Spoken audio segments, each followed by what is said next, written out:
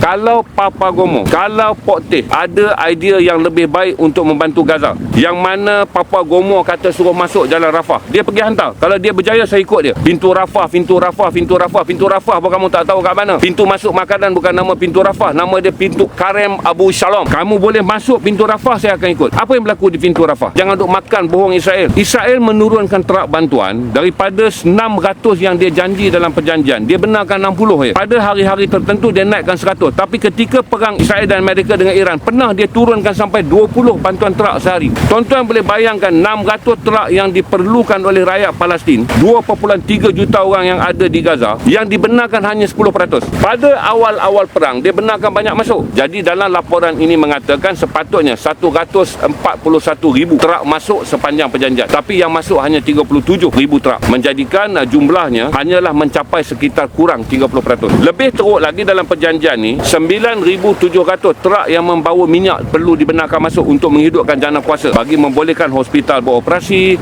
rumah orang awam beroperasi. Tapi Israel hanya membenarkan 1,700 truk minyak masuk untuk menghapus dan melemahkan gangguan bekalan tenaga di Gaza. Dalam perjanjian ini, 17,000 rakyat Palestin daripada 170,000 yang cedera tak boleh nak dirawat dalam hospital dalam Gaza sebab kemudahan asasnya tak ada. 17,000 ni dah sepatut boleh keluar. Israel benarkan sekarang sejak 6 bulan perjanjian kurang daripada 500 orang yang dia dah persetujui dalam perjanjian untuk mendapatkan rawatan keluar. Maka itu Global Smooth Flotilla berpandangan kena buat satu lagi tekanan, iaitu belayar sekarang. Kerana kalau biar 6 bulan tak kesudah. Maka tu saya kata, kalau Papagomo, kalau Port Teh dan kalau mereka yang lain ada idea yang lebih baik untuk membantu Gaza, dengan tak percaya kepada, jangan duk makan bohong Israel. Pintu Rafah, pintu Rafah, pintu Rafah. Pintu Rafah pun kamu tak tahu kat mana. Pintu masuk makanan bukan nama pintu Rafah, nama dia pintu Karem Abu Shalom. Pintu Rafah tu pintu immigration, adik oi. Nama sebenar kalau kamu ambil berat tentang menghantar bantuan di Rafah, pintu makanan untuk Rafah nama dia Karem Abu Shalom, masuk ikut Israel. Dan satu lagi nama pintu dia Nit Zarem. Jadi dia kan duk main pintu Rafah, maksudnya mengaji hal Palestin tak habis. Pintu Rafah, pintu immigration. Bantuan makanan masuk ke Rafah, nama pintu dia pintu Karem Abu Shalom, adik oi. Lagi satu masuk melalui Gaza Tengah, nama dia pintu dia adalah pintu Nit Zarem, adik oi. Jadi bila kamu faham, kamu tahu keadaan yang sebenar, taklah kamu joget benda yang kamu tak reti apa itu lirik dan tariannya. Apa yang sedang kami perjuangkan adalah mencapai apa yang telah diperjanjikan. Dulu kita berjuang sekali, kita rasa sebahagian daripada usaha kita bawa ceasefire. Sekarang kita berjuang lagi supaya ceasefire ini memenuhi kuota dan juga rakyat Palestin yang ketiadaan sumber makanan kerana bekalan makanan yang sangat rendah.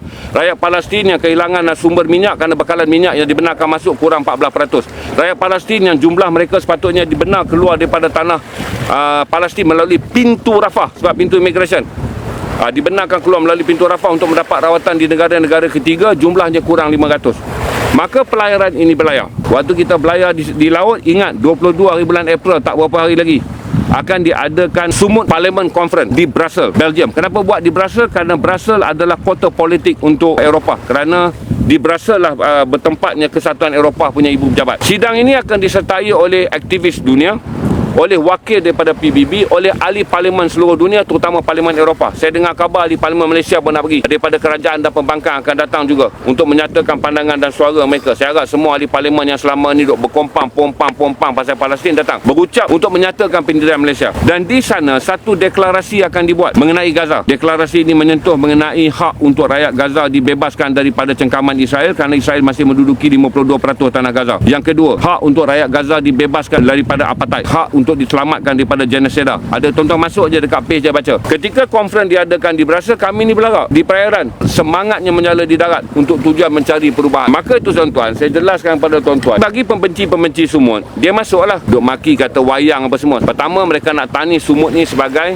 sumut yang gagal kerana mereka tak faham sejarah sumut haruslah dibaca daripada 2007. Sumut bukan baru. Zaman Datuk Najib 2010, kita pun hantar dalam Mavi Maibara 600 aktivis. Malaysia ada aktivis, bukan baru Malaysia menyertai flotilla ni. Cuma sumut ni saja nama yang ke-38 dan 40. 39 yang Dr. Fatimah naik tu dikekalkan nama Freedom Flotilla Coalition. Jadi sumut yang ada sekarang 2.0 dari sumutnya. Tapi dari segi sejarah tahun 2007 dia adalah perjalanan yang ke-40. Untuk tuan-tuan faham. Jadi bila tuan-tuan nak mencela dan tuan-tuan nak menghina, Okey, dan tuan-tuan kemudiannya mengkritik. Kita tanya pada tuan-tuan, kalau Pok Teh, kalau Papua Gomo dan kalau semua yang seangkatan dengan dia ada idea lain, kita akan ikut. Kerana semua orang boleh buat apa saja bagi memastikan Gaza terbela.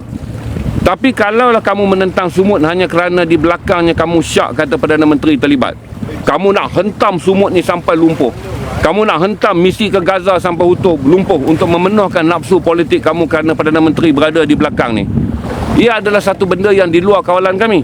Kerana kami datang bukan suruhan. Cuma kami datang kerana kami telah mengikuti sejarah perjuangan Global Flotilla Coalition ni. Bila kami belayar, saya pun buat kerja saya. Saya pun tak diberi tugas pun buat konten. Kerana saya dijemput hadir saja, kerana saya selalu cakap tentang Palestin sejak dimerdekakan. Maka kita buat konten, maka Sumut ni tiba-tiba menjadi hot. Bila Sumut menjadi hot, dan kemudiannya tuan-tuan mendapat perhatian, bila balik berlakulah insiden di mana Sumut ini dianggap politik kerana Perdana Menteri datang. Sejak tu habis semua tentang Sumut dipertikaikan. Orang lupa tentang Gaza. Biar Gaza mampus asalkan dia menjadi misi penting menjatuhkan orang-orang politik. Biar apa jadi pada orang Palestin, Sumut mesti difitnah kerana dia ada kaitan mempopularkan orang politik. Teruklah saya. Macam mana saya nak buat tu? Itu di luar kawalan saya. Yang saya boleh berada dalam kawalan saya adalah bercerita pada tuan-tuan, ini adalah kisah Gaza. Insiden yang membabitkan politik di luar kawalan saya. Saya bukan orang politik, tapi saya hamba Allah yang biasa macam tuan-tuan datang. Kalau orang politik melintas di atas, itu hal orang politik. Kalau orang politik melintas di bawah, itu hal orang politik. Tapi Gaza kekal di situ. Ahli politik boleh datang dan pergi. Kita dah ada 10 Perdana Menteri, tapi Gaza tetap berada di situ. Gaza berada dalam keadaan ditindas lebih lama daripada sejarah Perdana Menteri kita. Sebab Malaysia menerima Perdana Menteri yang pertama 1955. Sebelum mereka 1957. Gaza telah ditindas 1948. Kita dah tukar 10 Perdana Menteri. Gaza kekal nasib dia sama. Palestin kekal nasib dia sama. Berarti Perdana Menteri di negara mana pun boleh bertukar. Termasuk di negara kita datang dan pergi. Tapi mana-mana Perdana Menteri yang datang, kalau dia berjiwa Islam, dia mesti menyokong Gaza. Bila dia mesti menyokong Palestin, dia mesti bersama dengan NGO. Pasal NGO kita ni memang NGO yang menyokong Palestin. Kalau tahun depan siapa menang pilihan raya pun, tahun balik mana siapa menang pilihan raya, NGO ni NGO Malaysia. Maka dia pergi bercakap pada mana-mana ketua negara, bantulah kami nak pergi Palestin. Kalau kerajaan kata tak nak bantu, dia pergi sendiri. Tapi eloklah dia minta tolong kerajaan sebagai tanda dia ini rakyat kepada sebuah kerajaan Islam. Kalau kerajaan bantu, maka jadinya sama. Jadinya sama. Bukanlah Datuk Najib menunggang Mabi Maibara. Dia tak tunggang Mabi Maibara waktu dia menyokong Mabi Maibara. Bukan Tengku Abdul Rahman menunggang Palestin ketika dia menjadi Perdana Menteri tahun 55. Dan dia berucap di tahun 67 di sidang OIC yang pertama. Dia tak menunggang Palestin. Tun Razak, Tun Hussein menyokong Palestin. Sampai Tun Dr. Mahathir Mohamad, dia menyokong Palestin. Dr. Mahathir Mohamad tak pernah menunggang isu Gaza, tak pernah menunggang isu Palestin, walaupun dia orang pertama yang menganjurkan sidang pra menggunakan standard undang-undang antarabangsa Convention Geneva. Dia anjurkan persidangan di Kuala Lumpur. Ketika waktu itu Mahkamah Jenayah Antarabangsa tak berani nak bicarakan Gaza. Dr. Mahathir yang buat persidangan yang pertama, yang mana dipanggil persidangan copy and paste standard Mahkamah Dunia, hujah dengan hujah Mahkamah Dunia, keputusan dibuat bahawa Israel adalah sebuah negara apartheid dan pembunuhan ke atas orang Palestin adalah genocide. Dr. Mahathir buat dulu. Cuma kerana waktu tu Afrika Selatan belum muncul untuk membawa isu ni ke negara peringkat antarabangsa. Jadi kisah Gaza bukan kisah politik. Barang siapa yang menjadi pemimpin Malaysia dan dia tidak menyokong Gaza, dan dia seorang Islam yang diundi oleh 63% pengundi Islam, anehlah pemimpin tu. Aneh. Kalau pemimpin itu dipilih dan dia menyokong Gaza, dia bukan istimewa, normal. Memang sepatutnya dia sokong Gaza. Kerana dia Islam, dia diundi dan dia mewakili negara 63% Islam. Jadi, kalau pemimpin itu menyokong semua benda berkaitan dengan Palestin, itu normal. Tanggungjawab dia. Di dunia dan di akhirat dia kena jawab. Kalau dia tak menyokong, itu baru aneh. Mana mungkin kamu pemimpin sebuah negara Islam yang diundi oleh negara Islam, Perlembagaan Islam Agama Persekutuan, kamu dipilih oleh majlis raja-raja melalui kuasa Di-Pertuan Agong yang merujuk pada raja-raja Melayu, yang mana raja-raja Melayu melindungi Islam dan melindungi orang Melayu. Tiba-tiba kamu tidak menyokong Palestin. Waktu tu barulah kisah dia aneh. Yang menyokong Palestin sekarang tak ada istimewa, dia normal. Kalau dia tak sokong Palestin, dia aneh. Malah dia mungkin munafik. Kalau dia tak menyokong, dia menyokong Palestin, itu normal. Tanggungjawab dia sebagai manusia dan tanggungjawab dia sebagai Islam. Atas dunia dia kena jawab pada pengundi dia, di akhirat dia kena jawab pada Tuhan dia.